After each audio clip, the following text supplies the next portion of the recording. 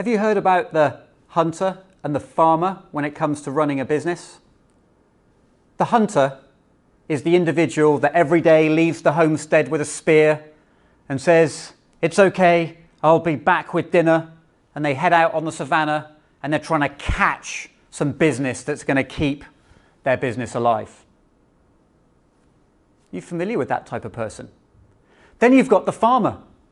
The farmer doesn't know how to hunt because every day they get out and all they're doing is just harvesting crops. In my experience of working with practices, you're fantastic at farming. What that means is you've got an existing client base that you deliver to day in, day out. You hold people accountable and you drive people to make sure you deliver to what you're legally and contractually obliged to deliver against. But are you hunting for more business? Because some of those crops will die. And so what I'm going to propose to you is not to be a hunter or a farmer, but are you a gardener? And you might be thinking, well, I do that at weekends. Why would I want to do that in my firm? Well, as a gardener, it's about all seasons. Every month, you're turning soil over and you're planting some seeds. But at the same time as planting seeds, you're also looking after the young plants.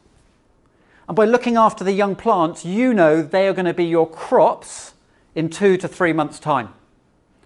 All the while, you're tending your existing crops and harvesting the food from those crops, so that gives you the food that you need to feed your family.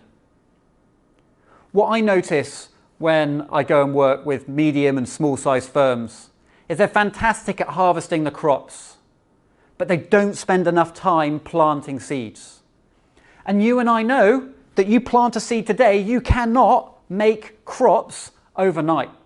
And this is why people hate business development, because they leave the planting of the seeds so late that they have to force those plants to grow in order to get success. And when they don't do that, they then have to go and steal someone else's food. And that's difficult. So one of the best ways for you to succeed in growing your agency and maintaining it at a current level of performance is to make sure you've got a little target every month of how many seeds have I planted? How many relationships am I nurturing that I think in 3, 6, 9, 12 months could come to fruition? If you get to the end of the month and you've planted no seeds and you've nurtured no relationships, know that your business is losing momentum. And know that if you get a down period, you cannot magic revenues and fees. So good luck with your farming, but challenge yourself. How many seeds are you going to plant this month? And how many relationships do you need to nurture in the next few weeks to make sure you know your business is there next year?